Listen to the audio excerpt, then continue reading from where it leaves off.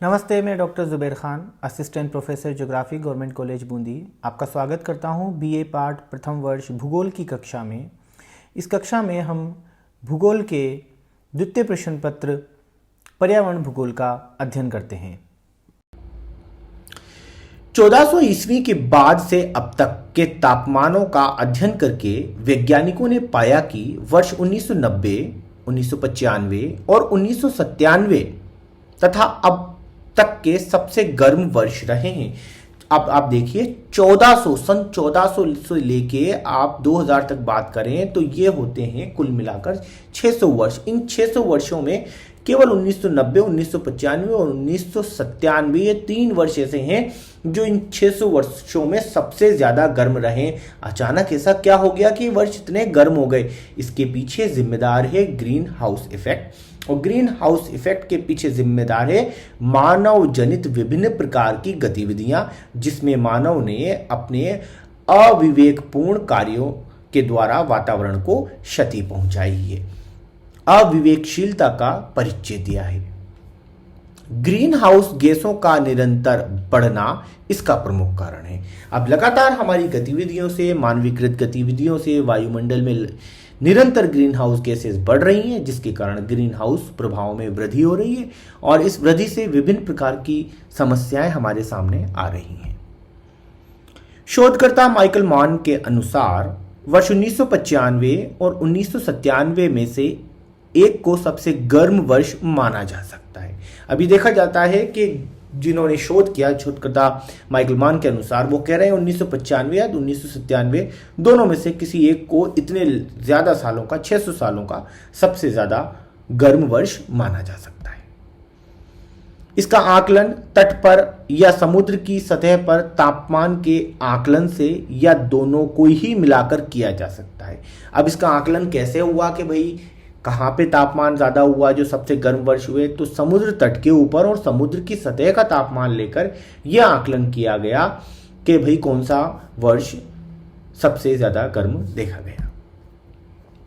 जब तट और समुद्र की सतह के तापमान को संयुक्त किया गया तो पता चला कि वर्ष 1995 और 1997 में तापमान 20वीं शताब्दी के औसत तापमान से 0.3 डिग्री सेल्सियस अधिक रहा। अब आप देख सकते हैं कि संपूर्ण 20वीं शताब्दी का जो औसत तापमान था उसमें इन दोनों ही वर्षों के अंदर औसत तापमान 0.3 डिग्री सेल्सियस रहा।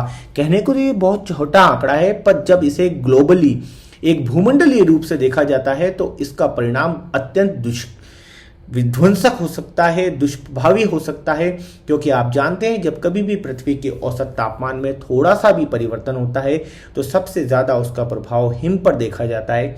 हिम पिघलने लगती है। ये पिघली हुई हिम समुद्रों और महासागरों में पहुंचती है और जल स्तर को बढ़ाती है, जिसके परिणाम हम देख सकते हैं। तटवर्ती क्षेत्र जलमग्न हो जाते हैं।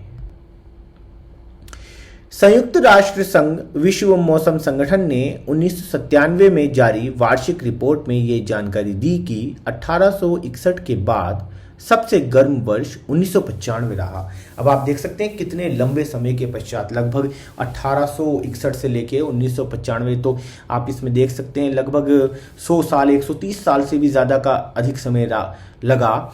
और इस दौरान आप देखिए कि सबसे गर्म वर्ष 1995 रहा 1861 के बाद, और लगातार अब इसके अंदर वृद्धि हो रही है।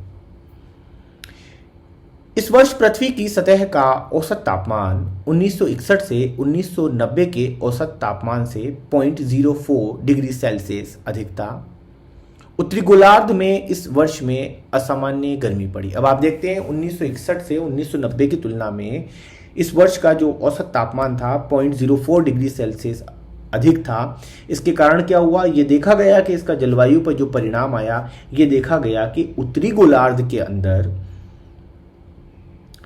इस समय सामान्य वर्षों की तुलना में ज्यादा गर्मी पड़ी, क्योंकि पृथ्वी के तापमान में वृद्धि होने लग गई। साइबेरिया का औसत तापमान पिछले वर्षों की तुलना में 3 डिग्री सेल्सियस अधिक रहा। ये एक बहुत बड़ा आंकड़ा है। साइबेरिया में, जहां हम जानते हैं अधिकांश भाग वहां पर हिम आच्छादित है, वहाँ हिम का अधिक विस्तार पाया जाता है। पर यदि साइबेरिया का औसत तापमान 3 डिग्री सेल्सियस के हिसाब से बढ़ा तो ये बहुत ही बड़ा आंकड़ा है। वहाँ पर इस प्रकार की जो वातावरण पाया जाता है, वहाँ पर जो पर्यावरण है, हिम आच्छादित क्षेत्र है, इस बढ़े हुए तापमान के कारण वहाँ पर हिम पिघलकर आसपास के जलीय क्षेत्रों में, खासतौर से वहाँ के महासागरीय और सागरीय क्षेत्रों में पहुँचेगी, जिससे वहाँ पर जलमग्न होने की या और अन्य समस्याएं सामने आने लगती है। कई बार ठंडे क्षेत्रों का तापमान बढ़ने से वहाँ के पर्यावरण पर दुष्प्रभाव पड़ते हैं। वहाँ पर जो जैविक समुदाय पनपा हुआ होता है उनके ऊपर दुष्परिणाम पड़ते हैं। कई बार उनका जीवन संकट में आ जाता है। तो आप ये देख सकते हैं कुछ आंकड़े हैं जिनमें कुछ ही समय में बहुत ज़्यादा परिवर्तन दर्ज किया गया। और ये परिवर्तन अचानक क्यों हुए, इनके पीछे जब हम बात करते हैं तो ग्लोबल वार्मिंग का नाम आता है। और ग्लोबल वार्मिंग के लिए उत्तरदायी है ग्रीन हाउस इफेक्ट। ये सन 1901 से 1987 तक के औसत तापमान से 1 डिग्री सेल्सियस अधिक था। जब हम आंकड़ों की तुलना करते हैं तो हम ये पाते हैं कि 1901 से 1987 के मध्य का जो तापमान था, उनका औसत तापमान था, उसकी तुलना में ये 1 डिग्री सेल्सियस अधिक था। इसी वर्ष जून में उत्तर भारत में तापमान औसत से 5 डिग्री सेल्सियस ऊपर चला गया और अधिकतम तापमान 50 डिग्री सेल्सियस तक पहुंच गया। अब देखते हैं कि इसी वर्ष क्योंकि इसमें संबंध स्थापित हो रहा है, जब औसत तापमान 1 डिग्री सेल्सियस से अधिक था तो उत्तर भारत में भी इसी वर्ष में औसत तापमान से लगभग 5 डिग्री सेल्सियस औसत तापमान अधिक चला गया। जो उत्तर भारत का सामान्यतः औसत तापमान होता है, इस वर्ष वो लगभग 5 डिग्री सेल्सियस ऊपर था और यहाँ पर अधिकतम तापमान 50 डिग्री सेल्सियस तक पहुँच गया। 50 डिग्री सेल्सियस तापमान अपने आप में एक बहुत बड़ा आंकड़ा है, जिसके दुष्परिणाम हम देख सकते हैं। मानव समुदाय, जीव जंतु सीधे धूप में भी नहीं निकल पाते, लू चलने लग जाती है भारत के क्षेत्रों में और विभिन्न प्रकार की बीमारियां सामने आती है, लू लग जाती है, जिससे कि कई जीवों की मृत्यु हो जाती है। पानी का संकट आ जाता है, सूखे का संकट आ जाता है, अकाल का संकट आ जाता है, फसलें जल जाती हैं, पेड़ पौधे जल जाते हैं, वृक्षों की पत्तियां पीली पड़ जाती हैं, जल जाती हैं, सूख जाती हैं। तो इस प्रकार की समस्याएं सामने आने लगती हैं। संगठन के अनुसार ब्रिटिश द्वीपों से लेकर एशिया तक सभी जगह असामान्य गर्मी पड़ी। इस वर्ष में ये देखा गया कि ब्रिटिश द्वीप से लेकर, जो ब्रिटेन है वहां से लेकर के एशिया तक सभी जगह असामान्य रूप से गर्मी रही। सामान्यतः वहां का तापमान अधिक रहा और लगातार उसके दुष्परिणाम देखे गए, गर्मी बढ़ती गई। तापमान में वृद्धि के कारण जलवायु में बहुत बड़े परिवर्तन होंगे। अब जब तापमान में वृद्धि होगी, तापमान बढ़ेगा, क्योंकि जब भी हम बात करते हैं जलवायु की तो किसी भी क्षेत्र की जलवायु वहाँ की औसत तापमान और औसत वर्षा के ऊपर आधारित होती है। जब तापमान में लगातार वृद्धि होगी तो वहाँ के जलवायु परिवर्तन होना निश्चित है। किसी भी क्षेत्र की जलवायु में वहां पर बड़े परिवर्तन देखे जाएंगे। और जब कभी भी जलवायु परिवर्तन होती है तो उस संक्रमण काल के दौरान अतिवृष्टि, अनावृष्टि और विभिन्न प्रकार की पर्यावरणीय समस्याएं, जलवायविक समस्याएं सामने आती हैं, जिससे उस क्षेत्र में रहने वाले मानव समुदाय अपितु संपूर्ण जैव समुदाय, वनस्पति समुदाय को गुजरना होता है और उसके हानियों को भुगतना भी पड़ता है। मौसम में अनेक प्रकार की विसंगतियां विगत वर्षों में देखी गई हैं। अब लगातार तापमान में वृद्धि हो रही है, तो जैसा कि मैंने बताया था, जब कभी भी तापमान में वृद्धि होती है तो क्षेत्र विशेष की जलवायु में परिवर्तन होता है। और जब भी जलवायु में परिवर्तन होता है तो अनेक प्रकार की विसंगतियां देखी जाती हैं, क्योंकि एक संक्रमण समय होता है, उसमें विभिन्न प्रकार की विसंगतियां हो सकती हैं। ये अतिवृष्टि हो सकती है, अनावृष्टि होती है, तापमान में अचानक वृद्धि हो सकती है, विभिन्न प्रकार की पर्यावरणीय समस्याएं होती हैं, जिससे उस क्षेत्र विशेष के जीव समुदाय को हानि होती है। जैसे अटलांटिक महासागर में सबसे बड़ा तूफान आया तथा मध्य यूरोप में बाढ़ आई। 1998 में पूरी दुनिया में प्राकृतिक विपदाओं की भरमार रही। अब देखा गया कि ऐसे ही समय के अंदर ग्रीन हाउस प्रभाव के बढ़ते रहने के कारण अटलांटिक महासागर में उस समय सबसे बड़ा तूफान आया, मध्य यूरोप में बाढ़ आई। और 1998 वर्ष की जब हम बात कर रहे हैं तो लगभग सारी दुनिया में, पूरे विश्व के अंदर विभिन्न प्रकार की प्राकृतिक विपदाएं देखी गई। कहीं सूखा देखा गया, कहीं बाढ़ देखी गई, कहीं विभिन्न प्रकार के चक्रवात देखे गए, तूफान देखे गए। तो इस प्रकार की प्राकृतिक समस्याएं लगातार आती गई, विपदाएं आती गई। मध्य अमेरिका में पूरे वर्ष में होने वाली वर्षा कुछ ही घंटों में हो गई। अब ये देखा गया कि जितनी वर्षा मध्य अमेरिका में पूरे वर्ष में होती है वो कुछ ही घंटों में हो गई, जिससे 10 लाख लोग मारे गए। ये अपने आप में एक बहुत बड़ा विध्वंसकारी आंकड़ा है कि इतनी तेजी से वहां पे वर्षा हुई, बाढ़ आ गई, जिससे उस क्षेत्र के लगभग 10 लाख लोग मारे गए। ये एक बहुत बड़ी प्राकृतिक आपदा है। इंडोनेशिया में पिछले 50 वर्षों का भयानक सूखा पड़ा। दूसरी ओर ये देखा गया कि दक्षिणी पूर्वी एशिया का जो देश है इंडोनेशिया, वहाँ पिछले 50 वर्षों में इतना बड़ा सूखा नहीं पड़ा था, जो कि खास तौर से इन वर्षों के अंदर देखा गया। वहाँ पे 50 वर्षों का सबसे बड़ा सूखा पड़ा, अकाल पड़ा। ये भी एक जलवायु की समस्या के कारण है, क्योंकि जैसे जैसे जलवायु में परिवर्तन होता है तो इस प्रकार की समस्याएं उन क्षेत्रों में आती है। संक्रमण काल के दौरान इस प्रकार की समस्याएं आती हैं। पृथ्वी के तापमान में वृद्धि होने से जलवायु परिवर्तन होना निश्चित हो जाता है। बाढ़ से चीन में 18 करोड़ लोग प्रभावित हुए। ये देखा गया कि दूसरी ओर जब इस प्रकार की जलवायु की समस्याएं हुई तो दक्षिणी पूर्वी एशिया का एक बहुत बड़ा राष्ट्र है चीन, जनसंख्या की दृष्टि से विश्व का सबसे बड़ा राष्ट्र है चीन। यहाँ पर बाढ़ से आने से लगभग 18 करोड़ लोग प्रभावित हुए, क्योंकि चीन के अंदर एक छोटे क्षेत्र के अंदर बहुत बड़ी संख्या में जनसंख्या निवास करती है। तो जब कभी भी इन क्षेत्रों में बाढ़ आती है तो बहुत सारे लोग एक साथ प्रभावित होते हैं। तो चीन में इन वर्षों में ये देखा गया कि लगभग 18 करोड़ लोग बाढ़ की समस्या से प्रभावित हुए। रेड क्रॉस संगठन की 1999 में प्रकाशित रिपोर्ट में अगले 10 वर्षों में महाविपदा का दशक होने की चेतावनी दी गई है। 1999 में रेड क्रॉस की जो रिपोर्ट आई थी उसमें यह बताया गया था कि आने वाले 10 सालों को महाविपदा का दशक कहा गया था, क्योंकि यदि इसी तरह से वातावरण में ग्रीन हाउस गैसों की मात्रा बढ़ती रही, ग्रीन हाउस प्रभाव में वृद्धि होती रही, तो आने वाले दशकों के अंदर विभिन्न प्रकार की पर्यावरणीय समस्याएं सामने आएंगी, जिससे लाखों लाख लोग प्रभावित होंगे। रिपोर्ट में कहा गया कि जलवायु परिवर्तन के कारण सूखा, तूफान और बाढ़ की विपदाएं सामने आएंगी तथा आधुनिक इतिहास में इस तरह की विपदाओं का कोई उदाहरण नहीं मिलेगा। जो 1999 की रेड क्रॉस की रिपोर्ट में आई थी, जिसमें महाविपदाओं का दशक कहा गया था, ये बताया गया कि आने वाले समय में जलवायु परिवर्तन के कारण सूखा, तूफान और बाढ़ की ऐसी विपदाएं आएंगी जो कि आधुनिक इतिहास में पहले कभी देखी नहीं गई थी। इस प्रकार की विपदाओं के आने की आशंका जताई गई, और इन सभी के पीछे हम कह सकते हैं कि कहीं ना कहीं मानव द्वारा की गई अविवेकशील गतिविधियां, अविवेकपूर्ण उसके निर्णय और तकनीकी और औद्योगिक युग में जो वृद्धि की गई, तकनीकी और औद्योगिक वृद्धि की गई, उसके परिणाम की ओर ध्यान नहीं दिया गया।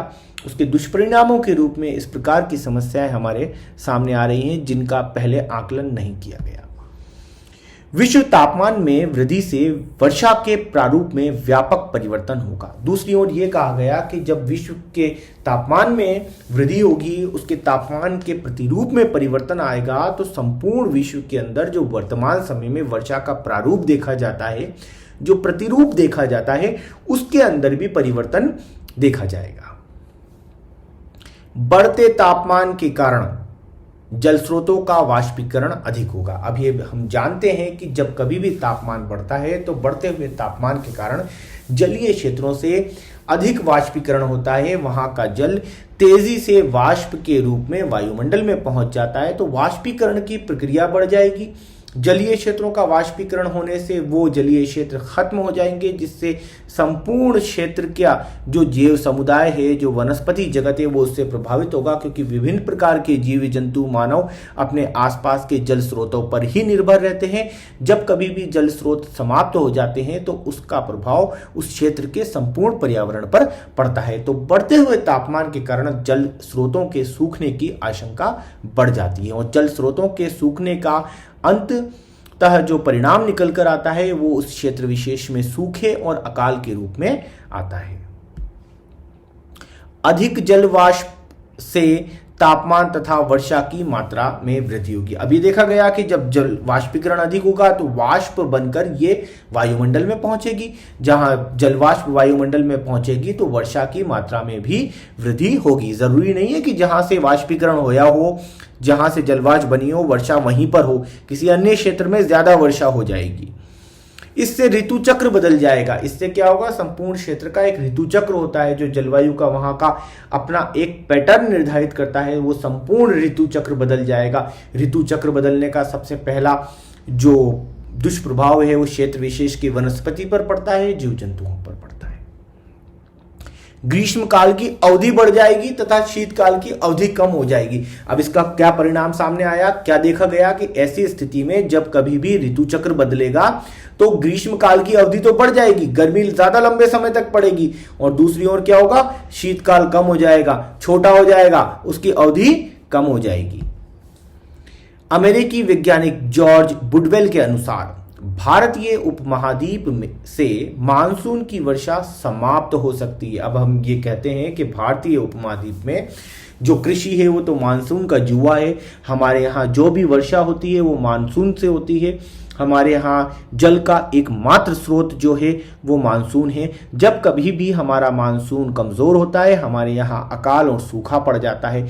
और यदि इस प्रकार की स्थिति रही तो अमेरिकी वैज्ञानिक जॉर्ज बुडवेल ये कहते हैं कि भारतीय उपमहाद्वीप से मानसून की वर्षा समाप्त हो जाएगी। अब आप कल्पना कीजिए, भारतीय उपमहाद्वीप में वर्षा का अधिकांश भाग हमें मानसून की वर्षा से प्राप्त होता है, जो शीतकाल में कभी कभार बहुत छोटे रूप में महावट की वर्षा होती है, उससे हमें हल्की सी वर्षा मिलती है शीतकाल में। पर जरूरी नहीं कि हर वर्ष वो भी हो। हमारी जो संपूर्ण वर्षा है, जिसे हम संपूर्ण वर्षा कह सकते हैं, वो हमें मानसून से ही प्राप्त होती है। कल्पना कीजिए कि यदि भारतीय उपमहाद्वीप से मानसून समाप्त हो जाएगा तो यहाँ पर जीवन अत्यंत विकट हो जाएगा और जीना बड़ा मुश्किल हो जाएगा। किस प्रकार की परिस्थितियां होंगी, शायद हम अपनी कल्पना में भी उसे नहीं सोच सकते। बढ़ती गर्मी के कारण अल नीनो प्रभाव में वृद्धि होगी तथा चक्रवातों की आवृत्ति बढ़ेगी। अभी देखा गया है कि अल नीनो ला नीना दो प्रभाव होते हैं, जलवायु के प्रभाव होते हैं जिनसे मानसून प्रभावित होता है। तो बढ़ती गर्मी के कारण अल नीनो प्रभाव में वृद्धि होगी। अल नीनो प्रभाव जब कभी भी ज्यादा शक्तिशाली होता है तो मानसून उस टाइम कमजोर पड़ जाता है। तो अल नीनो प्रभाव में वृद्धि होने से क्या होगा कि हमारा मानसून कमजोर पड़ेगा और ऐसी स्थिति में चक्रवातों की वृद्धि होगी। चक्रवात अपने साथ कई प्रकार के विनाश लेके आते हैं, तटवर्ती क्षेत्रों में विनाशक गतिविधियां करते हैं, वहां पर विनाश फैलाते हैं। इस अध्याय के असाइनमेंट के रूप में आपको निम्नलिखित प्रश्न का उत्तर देना है। पहला प्रश्न है, ग्रीन हाउस प्रभाव के दुष्परिणामों पर लेख लिखिए। इस अध्याय में मुख्य रूप से हमने विभिन्न दुष्परिणामों के ऊपर चर्चा की जो कि ग्रीन हाउस प्रभाव के कारण देखे जा सकते हैं। उन्हीं के ऊपर आपको एक लेख लिखना है। ये एक लघुतरात्मक प्रकार का प्रश्न है जिसका उत्तर आपको अधिकतम 200 शब्दों में देना है। धन्यवाद, आपने ये वीडियो अंत तक देखा। जल्दी ही नए अध्याय के नए वीडियो के साथ हम फिर मिलेंगे।